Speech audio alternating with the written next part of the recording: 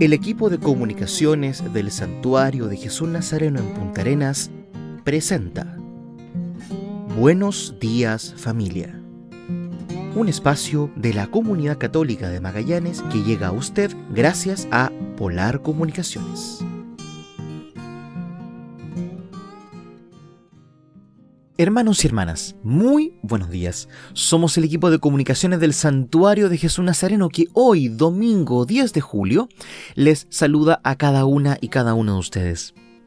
Comienza un periodo invernal asociado a las vacaciones, al descanso de los estudiantes, lo cual ralentiza las actividades cotidianas, pero predispone a un espacio familiar y de encuentro que esperamos de todo corazón sea satisfactorio en cada uno de sus hogares. Hermanos y hermanas, iniciamos el programa del día de hoy.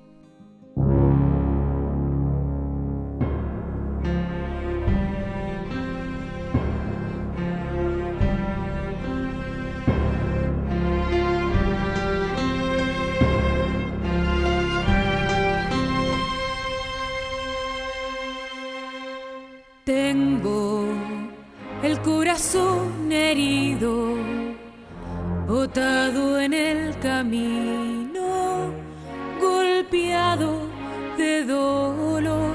Siento que todo está perdido, no tengo destino, nadie comprende mi dolor.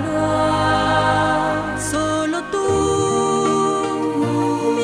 samaritano, me has dado a mí la mano, te has fijado en mi Señor, tu sangre me lava las heridas, me vuelve a dar la vida, le da un sentido a mi dolor. Vuelve, mi Jesús, vuelve, que desde que te vi, mi alma espera solo en ti. Vuelve, mi Jesús, vuelve. La iglesia es la posada que nos cuida para ti. Vuelve, mi Jesús, vuelve. Hoy es el momento, no te tardes en venir. Vuelve, mi Jesús, vuelve, Jesús samaritano, ven a mí. Vuelve, Jesús samaritano.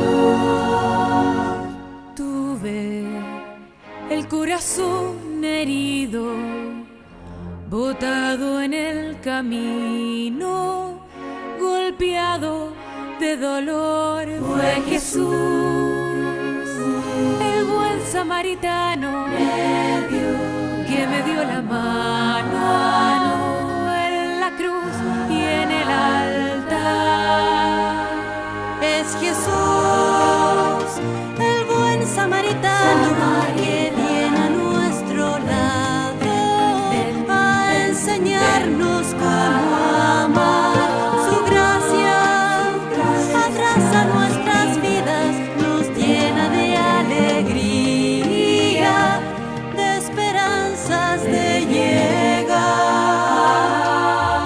Vuelve, mi Jesús, vuelve, que desde que te vi, mi alma espera solo en ti. Vuelve, mi Jesús, vuelve.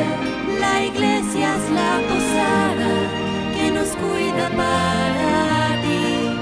Vuelve, mi Jesús, vuelve. Hoy es el momento, no te tardes en venir. Vuelve, vuelve.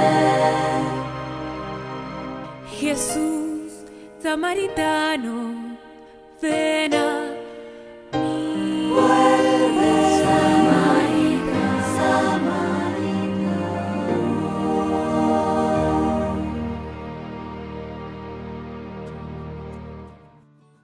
El Papa. Don Claudio sirvió a la Iglesia guiado siempre por los valores evangélicos. Este pasado 5 de julio, el Santo Padre ha enviado un telegrama de pésame al arzobispo metropolitano de Sao Paulo, el cual expresa sus condolencias por el fallecimiento del cardenal Claudio Humes.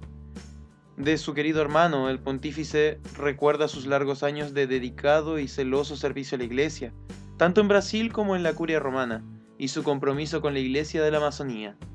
Llevo siempre vivas en mi memoria las palabras que me dijo don Claudio el 13 de marzo de 2013, pidiéndome que no me olvidara de los pobres. Lo escribe el Papa Francisco en el telegrama de pésame por la muerte del cardenal Claudio Humes, arzobispo emérito de Sao Paulo y prefecto emérito de la Congregación para el Clero, acaecido este lunes 4 de julio a la edad de 87 años tras una larga enfermedad. En el telegrama dirigido al cardenal Odilo Pedro Scherer, arzobispo metropolitano de Sao Paulo, el Santo Padre manifiesta su profundo dolor tras la noticia del fallecimiento del cardenal Claudio Humes, al mismo tiempo que eleva al Altísimo los sufragios por el eterno descanso de este querido hermano. Asimismo, el Papa Francisco eleva sus oraciones de gratitud a Dios por los largos años de su dedicado y celoso servicio, siempre guiado por los valores evangélicos, a la Santa Madre Iglesia en los diversos cargos pastorales que le fueron confiados, tanto en Brasil como en la Curia Romana, y por su compromiso en los últimos años con la Iglesia que camina en la Amazonía. Como prenda de consuelo y esperanza en la vida eterna, el Santo Padre, se lee en el telegrama, envía a todos los que se unen en la oración por las exequias del cardenal Humes la bendición apostólica. El Papa Francisco responde a rumores de renuncia y supuesto cáncer. Ante los rumores de su posible renuncia, el Papa Francisco aseguró que no ha considerado esta posibilidad. No ha entrado en mi cabeza, no por el momento, realmente, pero llegará el momento en que veré que no puedo hacerlo. Lo haré y ese es el gran ejemplo del Papa Benedicto. Fue algo muy bueno para la Iglesia. Dijo a los papas que se detuvieran a tiempo. Es grande, Benedicto, dijo el Papa en una entrevista a Reuters publicada este 4 de julio. En esta línea, cuando el periodista le preguntó sobre una eventual renuncia, el Santo Padre respondió: no sabemos, entre paréntesis, cuándo. Dios dirá. Asimismo, el Papa Francisco lamentó los rumores sobre su salud y un supuesto cáncer y respondió con sentido del humor: a mí no me lo han dicho. Se rió en ese momento. No me lo han dicho, me lo explicaron y punto. No. Acerca de los rumores de su salud, el Papa añadió que se trata de habladurías de la corte y advirtió que el espíritu de la corte sigue ahí en el Vaticano y se piensa que el Vaticano es la última corte europea de la monarquía absoluta. Al hablar sobre su salud, el Santo Padre recordó que el año pasado le quitaron 33 centímetros del colon por diverticulitis y la operación salió bien. Sin embargo, el Papa subrayó que fueron más de 6 horas de anestesia y por eso no quise hacer esta cirugía en la rodilla, porque la anestesia deja huellas. A los 10 meses, al año, no, y concluyó que orgánicamente fue un éxito, un gran éxito. En ese sentido, el Papa describió su problema de rodilla y explicó: estoy bien, voy mejorando poco a poco y técnicamente ya fue hecha la calcificación. Gracias a todo el trabajo realizado con el láser, la tecnoterapia y la magnetoterapia, y ahora tenemos que empezar a movernos porque existe el peligro de perder los músculos si uno no se mueve.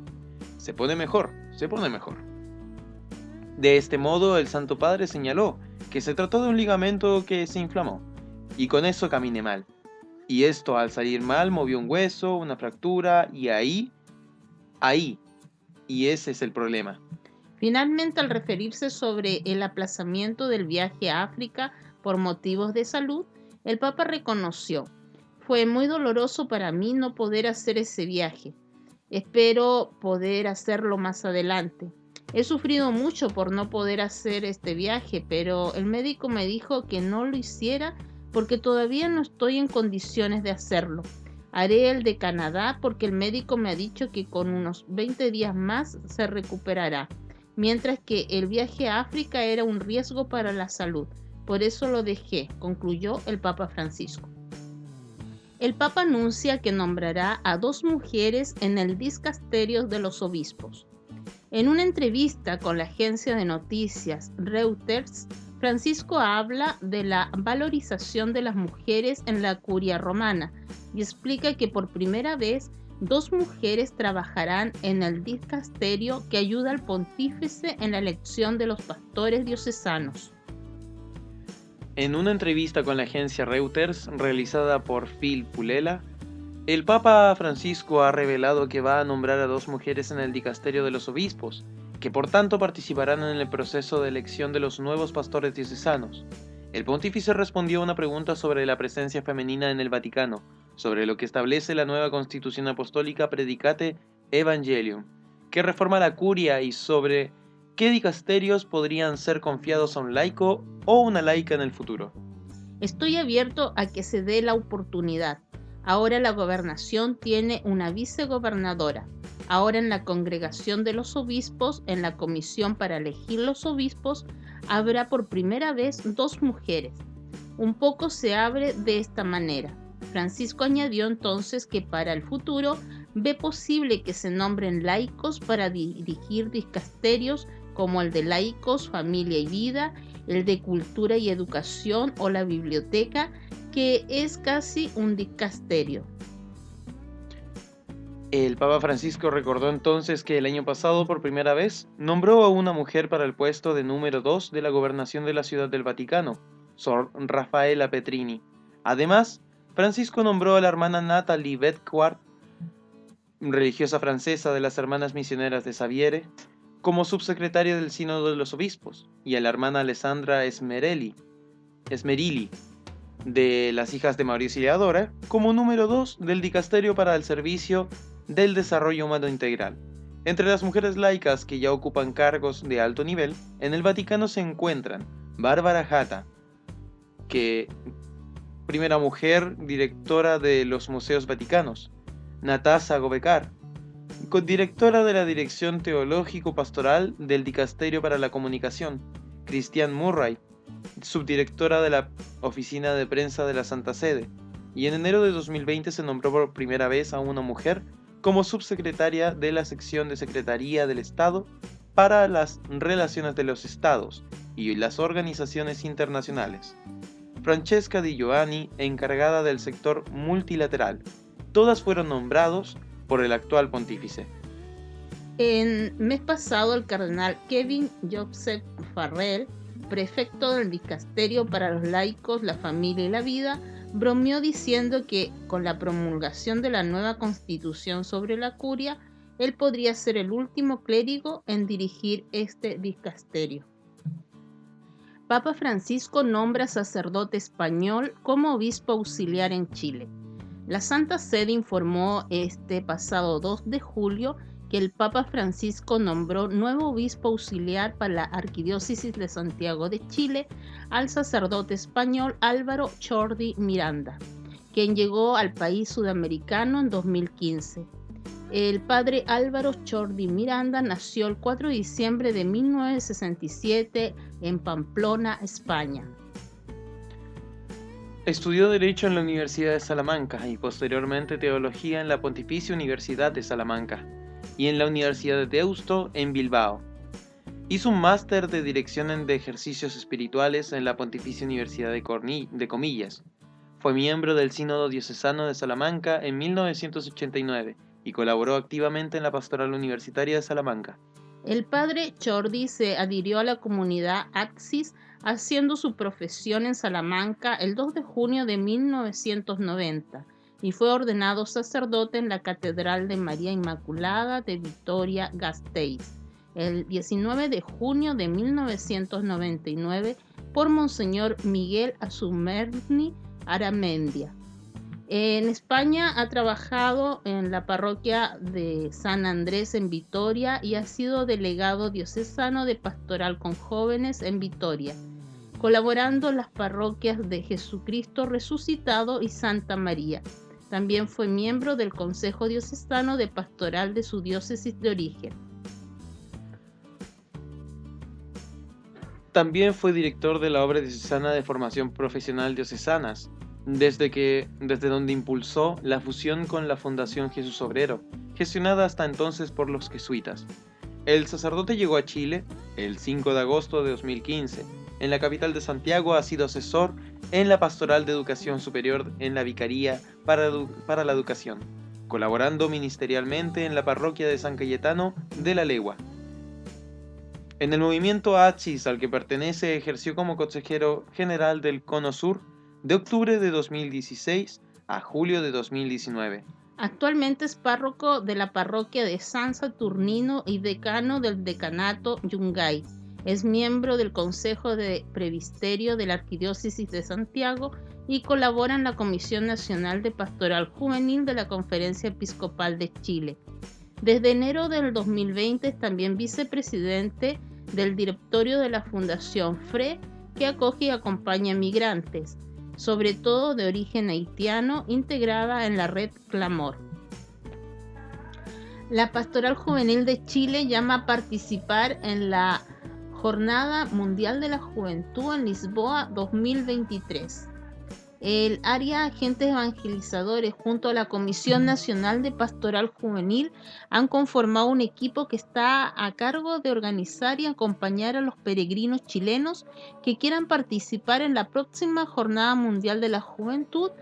Dicho equipo ya ha sostenido diversos encuentros con la organización oficial y se reunirá con el embajador de Portugal en Chile. El lanzamiento oficial del proceso será realizado a fines de julio en un encuentro nacional de pastoral juvenil. Estamos a 395 días de la próxima Jornada Mundial de la Juventud que se celebrará en Lisboa entre el 1 y el 5 de agosto del 2023. Esta iniciativa, surgida en 1984 con el Papa Juan Pablo II, es una instancia para que los jóvenes de todo el mundo puedan encontrarse para celebrar la fe en Jesús y su Evangelio, para animarse a contribuir a un mundo más fraterno. Si bien la JMJ es eminentemente para jóvenes católicos, está abierta a la participación de la juventud que está cercana y también a quienes se sienten alejados de la Iglesia. La Comisión Pastoral de Obispos, considerando la importancia que tiene contar con un equipo ejecutivo que apoye, anime y se encargue de las gestiones administrativas y operacionales que conlleva participar en una JMJ y teniendo presente la buena evaluación que tuvo la experiencia de la JMJ Panamá, ha encomendado al área Agentes Evangelizadores y a la Comisión Nacional de Pastoral Juvenil de la Conferencia Episcopal para que conformen este equipo y se pongan a disposición de todos los jóvenes peregrinos chilenos. El Padre Pablo Valladares, asesor nacional de la Pastoral Juvenil, llama a los y las jóvenes a participar asumiendo el lema que convoca a esta JMJ. Señala: comienzo esta invitación citando el lema que el Papa Francisco ha designado para la próxima JMJ de Lisboa. Los quiero invitar a cada uno de ustedes que, al igual que la Virgen, nos levantemos y nos pongamos en camino y podamos participar de esta fiesta juvenil en Cristo junto al Papa. No te pierdas la oportunidad de compartir tu fe con jóvenes de todo el mundo y que este caminar sea realmente una peregrinación, donde no te encuentres solo, sino que te sientas acompañado y parte de algo más grande, que es el llamado que te está haciendo el Señor. Ricardo Nadales, director del área Agentes, señala desde el área y la Comunicación Nacional de Pastoral Juvenil, desde el día que recibimos el encargo por parte de los obispos de organizar y acompañar a los peregrinos chilenos, nos estamos preparando de la mejor forma posible para que esta experiencia sea enriquecedora para cada uno de los jóvenes.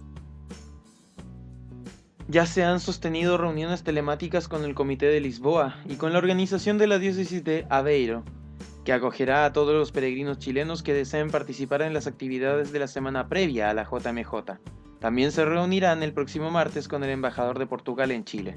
El padre Pablo explica que desde ya nuestras líneas están abiertas para que todos los y las jóvenes y asesores que quieran peregrinar a la JMJ se contacten con nosotros, que nos hagan llegar todas sus inquietudes. Estamos dispuestos a responder sus inquietudes para que nos encontremos en Lisboa el próximo año.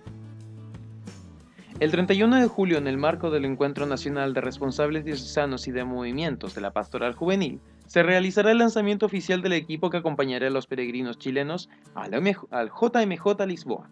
Para las consultas pueden escribir a Pastoral Juvenil Chile Conferencia Episcopal.cl o llamar a Ricardo Nadales al teléfono 22 34 70 904. De nuevo, 22 34 70 904. Sacerdote destaca 5 claves de nueva carta del Papa Francisco sobre la liturgia. Un sacerdote católico destacó 5 claves de la nueva carta apostólica Desiderio Desideravi del Papa Francisco sobre la liturgia. El 29 de junio, en la solemnidad de San Pedro y San Pablo, el Papa Francisco publicó su carta apostólica Desiderio Desideravi, en la que busca enviar un mensaje a todos los católicos sobre la formación litúrgica. En su carta, entre otros puntos importantes, el Santo Padre subrayó que el arte de celebrar no se puede improvisar, como cualquier arte requiere una aplicación asidua. Además, precisó que todos los bautizados están llamados a una celebración correcta de la liturgia. En declaraciones a Asiprensa, el Padre Francisco Torres Ruiz, sacerdote de la diócesis de Plasencia, en España, y profesor de liturgia, expuso 5 claves del nuevo documento del Papa Francisco. Primero, el significado del título de la carta, Desiderio Desideravi. El padre Torres Ruiz indicó que el título de la carta apostólica está tomado del Evangelio de Lucas, cuando el Señor dice: he deseado ardientemente comer esta Pascua con vosotros. Por tanto, el Papa lo que quiere hacer es situarnos en ese momento en que Jesús instituye la Eucaristía y el orden sacerdotal, señaló. El sacerdote español indicó que esa podríamos decir que es la primera liturgia que el Señor celebró con sus apóstoles, en la que nos dio también el mandamiento nuevo del amor. Sacerdocio, Eucaristía y amor son 3 caras de un mismo misterio, que es el misterio profundo del corazón sacerdotal y eucarístico de Jesucristo, destacó. Segundo, en la liturgia se actualiza la obra redentora de Cristo. El profesor de liturgia destacó que Desiderio Desideravi es una carta breve y de muy fácil lectura, en la que el Papa Francisco muestra la relación entre la historia de la salvación y el misterio de la liturgia. De hecho, podemos decir que en la liturgia se sigue celebrando y actualizando la obra redentora de Jesucristo, que ya se inició desde la creación.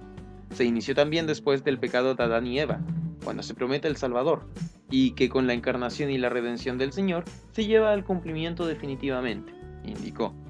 Tercero, una invitación a redescubrir la liturgia. El padre Francisco Torres indicó que en su carta apostólica el Santo Padre invita a la Iglesia a redescubrir ese misterio y esas riquezas insondables del corazón de Cristo, que se despliegan para su pueblo en la celebración de la Santa Misa, en la celebración de la Santa Liturgia. El sacerdote español subrayó que en su documento el Santo Padre nos llama a no caer en excesos. Esto es interesante resaltarlo, porque el Papa aquí no se casa con nadie y advierte de los errores y de los abusos litúrgicos, que tanto por un lado como por otro pueden cometerse, dijo. Y es que cuando no se tiene una formación litúrgica adecuada, es muy normal caer en las creatividades y en los abusos litúrgicos que muchos celebrantes caen, advirtió.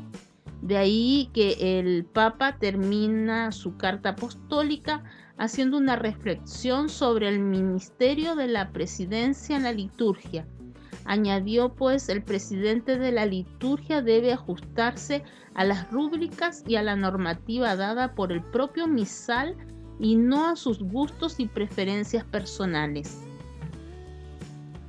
Cuarto, no impone ni abole nada. El padre Torres Ruiz destacó que esta carta apostólica no pretende imponer nada ni abolir nada.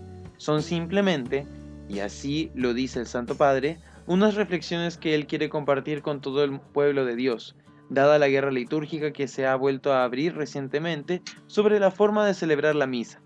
Esta guerra litúrgica, dijo, parecía haber sido cerrada y pacificada por el Summorum Pontificum de Benedicto XVI, pero se habría reabierto con la carta apostólica Traditiones Custodes, quizás por las malas interpretaciones o las interpretaciones abusivas que de un lado y de otro se han dado.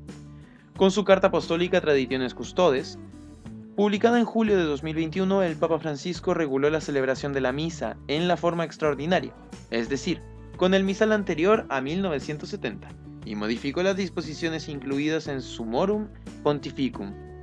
Lejos de prohibir la celebración de la misa tridentina, el Papa Francisco dispuso que cada obispo la supervise y apruebe. El sacerdote español subrayó que el Papa quiere la riqueza litúrgica, pero también entiende que la reforma del Concilio Vaticano II es actualmente la que debe regir la vida y la celebración de la misma Iglesia. Y quinto, apela a obispos, sacerdotes y laicos. Al finalizar, el padre Torres Ruiz indicó que es importante profundizar mucho en esta carta apostólica, que nos invita a una sana y buena formación litúrgica para el pueblo de Dios, empezando por el ministerio jerárquico, es decir, obispos, presbíteros y diáconos. Además, dijo, esto atañe a la totalidad del pueblo de Dios que asiste, que participa y que se une a la acción sacerdotal de Jesucristo a través de los ritos y plegarias que confesionan todo un culto litúrgico. Aleluya.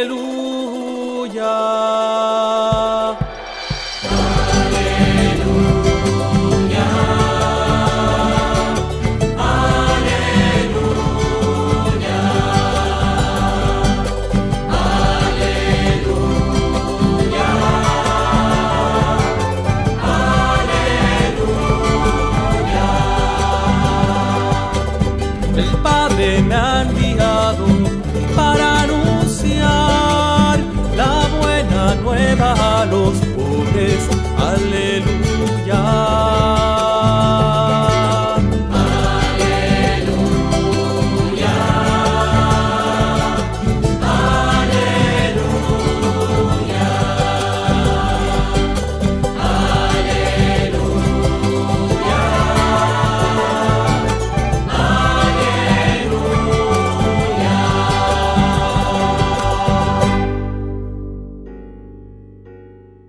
Del Evangelio según San Lucas.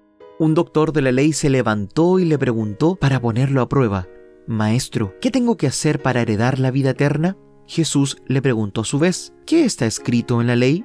¿Qué lees en ella? Él le respondió: Amarás al Señor tu Dios con todo tu corazón, con toda tu alma, con todas tus fuerzas y con todo tu espíritu, y a tu prójimo como a ti mismo. Has respondido exactamente, le dijo Jesús. Obra así y alcanzarás la vida.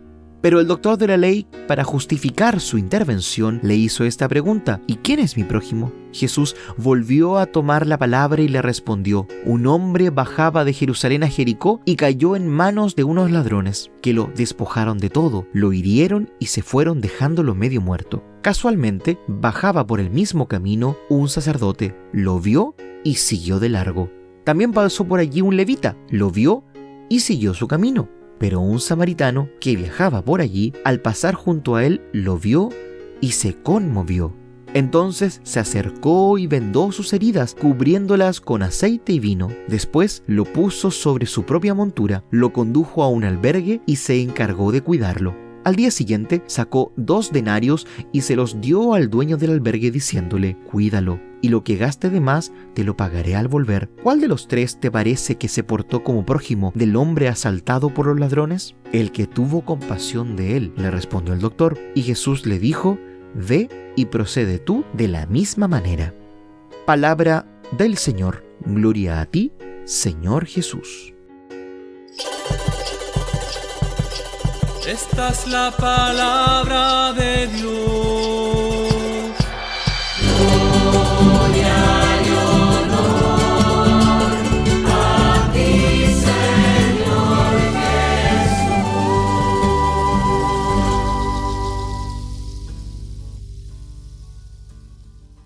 En el Evangelio de hoy podemos apreciar una de las narraciones más majestuosas de todo el Nuevo Testamento y del Evangelio de Lucas. Una narración que solamente ha podido salir de los labios de Jesús, aunque Lucas la sitúe junto a ese diálogo con el escriba que pretende algo imposible. El escriba quiere asegurarse la vida eterna, la salvación, y quiere que Jesús le señale exactamente qué es lo que debe hacer para ello. Quiere una respuesta jurídica que le complazca. Pero los profetas no suelen entrar en esos diálogos imposibles e inhumanos. Ya la tradición cristiana nos puso de manifiesto que Jesús había definido que la ley se resumía en amar a Dios y al prójimo en una misma experiencia de amor. No es distinto el amor a Dios del amor al prójimo, aunque Dios sea Dios y nosotros criaturas. Pero el escriba, que tenía una concepción de la ley demasiado legalista, quiere precisar lo que no se puede precisar. ¿Quién es mi prójimo? ¿El que debo amar en concreto? Aquí es donde la parábola comienza a convertirse en contradicción de una mentalidad absurda y puritana. Dos personajes, sacerdote y levita, pasan de lejos cuando ven a un hombre medio muerto. Quizás venían del oficio cultual. Quizás no querían contaminarse con alguien que podía estar muerto, ya que ellos podrían venir de ofrecer un culto muy sagrado a Dios. ¿Era esto posible? Probablemente sí. Es una de las explicaciones válidas al analizar las costumbres judías. Pero eso no podía ser voluntad de Dios, sino una tradición añeja y cerrada, intereses de clase y de religión. Entonces aparece un personaje que es casi siniestro. Estamos en territorio judío. Un samaritano, considerado hereje, un maldito de la ley. Este no tiene reparos ni normas, ha visto a alguien que lo necesita y se dedica a darle vida. Mi prójimo, piensa Jesús, el inventor de la parábola, es quien me necesita, pero más aún, lo importante no es saber quién es mi prójimo, sino si yo soy prójimo de quien me necesita. Jesús, con el samaritano, está describiendo a Dios mismo y a nadie más. Lo cuida, lo cura, lo lleva a la posada y le asegura un futuro. Una religión que deja al hombre en su muerte no es una religión verdadera, la que predicaban el sacerdote y el levita. La religión verdadera es aquella que da vida, como hace el Dios en esta figura del samaritano. Algunos santos padres hicieron una interpretación simbólica muy acertada. Vieron en el samaritano al mismo Dios. Por tanto, cuando Jesús cuenta esta historia o esta parábola, quiere hablar de Dios, de su Dios. Y si eso es así, entonces son verdaderamente extraordinarias las consecuencias a las que podemos llegar. Nuestro Dios es como el hereje samaritano, que no le importa ser alguien que rompa las leyes de pureza o de cultos religiosas con tal de mostrar amor a alguien que lo necesita. La parábola no solamente hablaba de una solidaridad humana, sino de la práctica del amor de Dios. Fue creada sin duda para hablar a los escribas de Israel del comportamiento heterodoxo de Dios, del comportamiento propio de Dios, el cual no se pregunta a quién tiene que amar, como haría el escriba, sino que quiere salvar a todos y ofrecerles un futuro. Hay algo nuevo para el camino, esperar, creer y amar. Tres cosas son también importantes: esperar, creer y amar. Pero el amor que Dios nos dio es ese amor, la única verdad. Un amor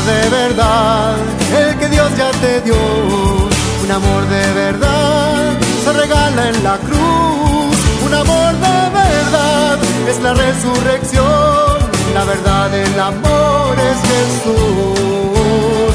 La verdad del amor es Jesús. Peregrino, ven, camina conmigo. Esperar, creer y amar. El Maestro nos llama a seguirlo. Esperar, creer y amar. Busca el amor, firme el andar, y en el camino descubrirás un amor de verdad, el que Dios ya te dio. Un amor de verdad se regala en la cruz. Un amor de verdad es la resurrección. La verdad del amor es Jesús. La verdad del amor es Jesús. Y avanzamos, miedo ya no tenemos. Esperar, creer y amar. Los pies firmes, corazón en el cielo. Esperar, creer y amar. Siembra el amor, vive el perdón. Canta al Señor y vas a encontrar un amor de verdad, el que Dios ya te dio. Un amor de verdad se regala en la cruz. Un amor de verdad es la resurrección. La verdad del amor es Jesús. La verdad del amor es Jesús. La verdad del amor es Jesús. La vida que nos salva siempre. La única esperanza siempre. La fe que nos levanta siempre. Amor que todo alcanza siempre. La verdad del amor es Jesús.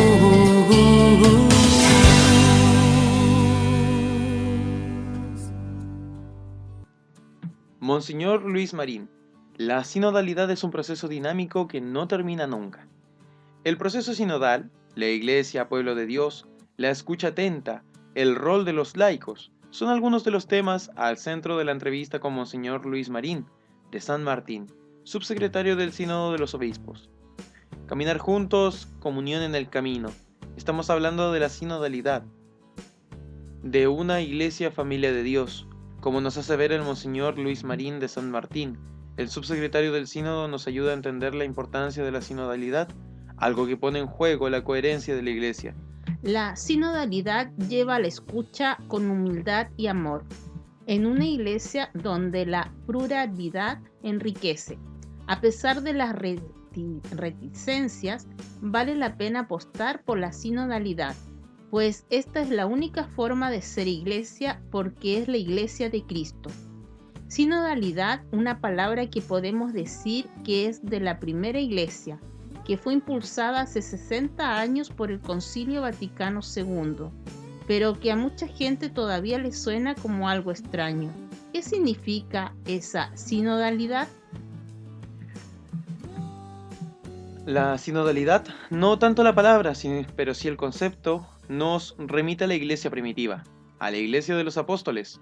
Es una iglesia familia de Dios, participada, unida a Cristo, que evangeliza, dinámica.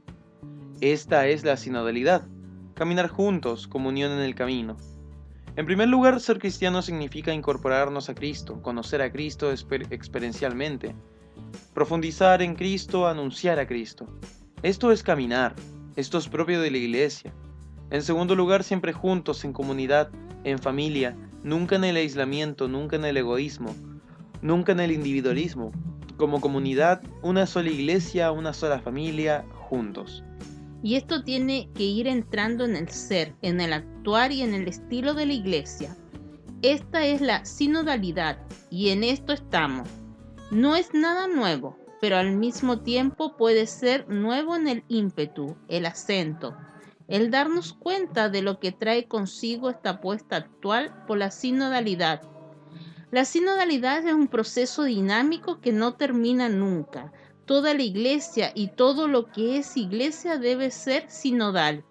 Se trata de un proceso de escucha y discernimiento que se orienta a la común tarea evangelizadora desde la participación, interrelacionando, no anulando, las diferentes vocaciones y carismas. Comienza desde abajo como experiencia eclesial con 3 ideas clave en lo que se refiere al modo de proceder: apertura, cercanía, acompañamiento. Y le preguntan, ¿y por qué es importante la sinodalidad para la iglesia? Él responde, porque nos hace ser coherentes, no es algo añadido, hace referencia al ser de la iglesia. Uno de los problemas que tenemos hoy cuando decimos que no llegamos, que hay grandes bolsas de increencia, que el número de creyentes es mínimo, es que debemos ser coherentes con nuestra fe, conocer a Cristo experiencialmente y unirnos a los demás cristianos. Y el segundo elemento, el testimonio. Es importante la sinodalidad porque nos impulsa a la evangelización, a una iglesia abierta que sale pueblo de Dios en camino. Nos estamos jugando la coherencia de la iglesia. No es una cuestión de estructuras, no es una cuestión de cambio, de reparto de poder, ni siquiera una cuestión de programación para un mejor apostolado. Hace referencia a la esencia de la iglesia, a lo que somos, nuestra coherencia como cristianos. Insisto en que la sinodalidad es de toda la iglesia. Por tanto, no se trata solo de preparar el sínodo de los obispos, sino que estamos ya viendo y desarrollando el sínodo, caminar juntos todo el pueblo de Dios como realidad de la iglesia entera que se va concretando en diversas realidades. El sínodo de los obispos no es el punto de llegada, sino un elemento más en el proceso hacia una iglesia sinodal. Es un modo de expresar y ejercer la colegialidad episcopal, que tiene su puesto y cumple una función por lo que se refiere a los obispos. Podemos buscar otra estructura para expresar y vivir la sinodalidad de toda la iglesia, mejorar pero no suplantar o anular las que funcionan. No seamos reductivos, sino siempre creativos. Uno de los fundamentos de una iglesia sinodal es la escucha. ¿Cómo pasar de una iglesia discente a una iglesia oyente? ¿Qué pasos deben ser dados? ¿Qué actitudes deben cambiar? Primero, cambiar el corazón y ponernos en actitud de escucha. Este es el gran reto. Hemos llegado a un momento en que nos gusta mucho el hacer, el activismo, el decir, el escribir. Quizás debemos detenernos un poco y escucharnos los unos a los otros y todos al Espíritu Santo, porque este también es el gran reto. Está costando la dimensión orante de este proceso sinodal. Nos ponemos enseguida a discutir, a opinar, a hablar. Hacemos un trabajo sociológico. No es un trabajo de escucha para poder discernir. Escucha entre todos y todos al Espíritu Santo. Este es uno de los elementos esenciales de este proceso sinodal, un proceso de escucha para el discernimiento. ¿Cuál es la voluntad de Dios? ¿Qué es lo que nos pide Dios en este momento de la historia? Como cristianos debemos tomar decisiones. Este es el proceso. Resulta imprescindible la humildad como actitud y el amor como fundamento. Solo así seremos capaces de implicarnos en esta propuesta de renovación y esperanza y ser causas de la gracia. En una sociedad plural y en una iglesia que debería ser plural, algo que nace del Concilio Vaticano II, como asumir ese discernimiento comunitario, superando un discernimiento exclusivamente jerárquico. Desde la visión de la iglesia, es toda la iglesia una imagen de iglesia como familia de Dios. En una familia hay un lazo de amor. Si no, no hay familia. Habrá individualidades, la familia nos une. La iglesia es comunión, es unidad en Cristo, es familia de Dios. Por tanto, esa unidad en el amor, desde ahí se admite la pluralidad, las diferencias, que enriquecen y son necesarias. No podemos ir a una iglesia estilo fotocopia donde todos somos iguales y lo mismo. Pensamos lo mismo, tenemos la misma cultura. Esto es imposible. Esta no es una iglesia de Cristo. Admite la diferencia, la pluralidad. Eso enriquece. Si hay unidad en el amor, las diferencias enriquecen. Si no, enfrentan. Se convierten en ideologías. El proceso sinodal, que este proceso de escucha, lo que posibilita es encontrar al otro como alguien que hace el mismo camino, que es mi familia, que es de verdad mi hermano, mi hermana, al que quiero y ayudo, que me quiere y que me ayuda. Es una iglesia distinta, una iglesia hogar, una iglesia alegre, una iglesia que entusiasma. Si no, estamos en las luchas ideológicas, las particularidades, los grupos, los enfrentamientos. Esto no es la iglesia de Cristo. Esto no es Cristo. Esto es un mensaje de amor, un mensaje de alegría, un mensaje de redención. Habla del proceso de escucha. Es verdad que el sínodo es algo antiguo en la vida de la iglesia, pero podríamos decir que la experiencia del sínodo para la Amazonía, en el que por primera vez se llevó a cabo un proceso de escucha amplio, en el que participaron inclusive personas que no forman parte de la vida de la iglesia expresamente, ha mudado la dinámica en la realización de los sínodos. Ha habido 2 sínodos que han marcado. Uno es el sínodo de los jóvenes, que ayudó mucho, y a partir de ahí fue donde se decidió que el siguiente sínodo fuese sobre la sinodalidad. También el sínodo sobre la familia, con otro estilo, que demostró que es posible a pesar de las dificultades. La iglesia es una iglesia de escucha a todos, empezando por los propios cristianos, y a veces ni siquiera los cristianos nos escuchamos verdaderamente, como miembros de una familia, como seguidores de Cristo, como evangelizadores. Prima más la ideología.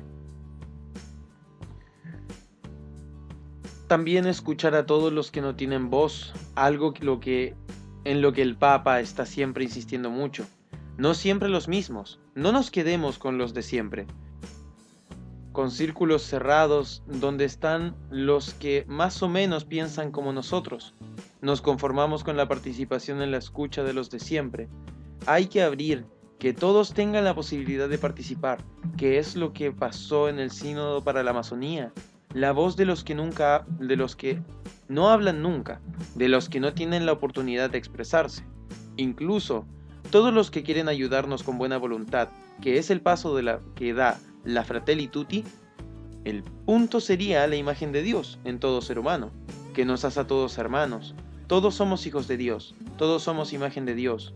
Todos los que quieren ayudarnos, vamos a escucharlos, vamos a ayudar con este proceso de escucha y en un discernimiento, pues nos ayudan al discernimiento en el espíritu, en diversos niveles, personal, parroquial, comunitario, eclesial, y luego se toman decisiones. El Sínodo para la Amazonía y el Sínodo de los jóvenes han abierto la puerta a un estilo diversos y además han mostrado que es posible. Hay que tener paciencia, ir dando pasos con mucha tranquilidad, orando, haciendo discernimiento y caminando juntos. Esto es lo que nos remite a la iglesia de los padres, a la iglesia de los primeros tiempos. No es otra cosa, no inventamos ninguna novedad, vamos a las raíces. También el Concilio Vaticano nos muestra esto, no inventa, no cambia. Quizás lo que hemos hecho nosotros ha sido cambiarla mal, es ir a las raíces, es revivir lo que es la realidad de la iglesia primitiva, la iglesia de Cristo y del Espíritu.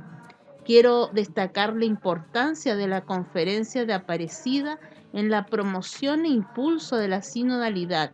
Su documento conclusivo constituye sin duda alguna un excelente fundamento para comprender el alcance de este proceso. Junto al documento de Aparecida tenemos también su desarrollo práctico en la Asamblea de América Latina y el Caribe. Invito también a releer la exhortación Evangelii Gaudium y la encíclica Fratelli Tutti. Sabemos que la sinodalidad es un camino, pero también sabemos que hay gente que está en contra de ese camino. ¿Qué es lo que dificulta que esa iglesia sinodal sea asumida? No hay que asustarnos. Hay personas que no entienden bien de qué se trata. Gente que con buena voluntad no lo entiende. Pues quien no tiene buena voluntad, lo que uno puede hacer es que haga el menos daño posible. Entonces, hay que formar, hay que dialogar. Esto ya es sínodo. Caminar juntos, hablarlo, comentarlo, a lo mejor nos ayudamos mutuamente. Hay otras personas que la cuestión viene no por el desconocimiento, sino por el miedo a modificar las estructuras que siempre han funcionado. Esto puede ser peligroso porque a veces, como hemos encontrado en sacerdotes, en obispos, incluso laicos, dicen que esto significa perder el poder. Esto significa que mandan todos. La conversión es al servicio, no al poder. Hay que cambiar el chip. Esto es una falsa concepción del magisterio. Hay otras personas que están desilusionadas, que dicen que otra reforma, otra novedad, va a hacer siempre lo mismo. ¿Pero por qué va a hacer siempre lo mismo? Dejemos al espíritu actuar, vamos a experimentarlo, no bloqueemos el espíritu. Por último, hay otras personas que dicen que es un trabajo añadido, que ya tenemos mucho trabajo. Hay planes pastorales, planes diocesanos. Esto es como un peso más. No, no es lo mismo. Hacer lo que se está haciendo, pero de otra manera, más interconectados, más a la escucha, para poder realmente vivir como comunidad cristiana y poder evangelizar. Hay diferentes tipos de opinión. No hay problema si se tiene buena voluntad, si hablamos. Hay distintas velocidades. Pero es curioso, el grupo más entusiasta son los laicos, en todo el mundo, sin duda alguna, y el grupo más reticente son algunos ámbitos clericales. Nadie ha dicho que sea fácil, vamos adelante, con buena voluntad, con disponibilidad y sobre todo hablando. Vamos a hablar, escucharnos, dialogar, hacer experiencia sinodal real. Yo les digo a quienes manifiestan estas dificultades, estos problemas, que no hay que tener miedo. ¿Qué hubiera sido si los apóstoles o la primitiva iglesia hubiesen visto los miedos de salir, de ir al Imperio Romano, de cambiar mentalidades, de hacer apuestas fuertes? El Espíritu nos guía y Él es el que nos va guiando, sin duda alguna. Y esto nos da tranquilidad, eso también nos da seguridad. ¿Por qué vale la pena apostar por una iglesia sinodal? ¿Cuáles son las riquezas que podemos encontrar en esta forma de ser iglesia? Esta es la única forma de ser iglesia porque es la iglesia de Cristo. El proceso sinodal primero nos une a Cristo.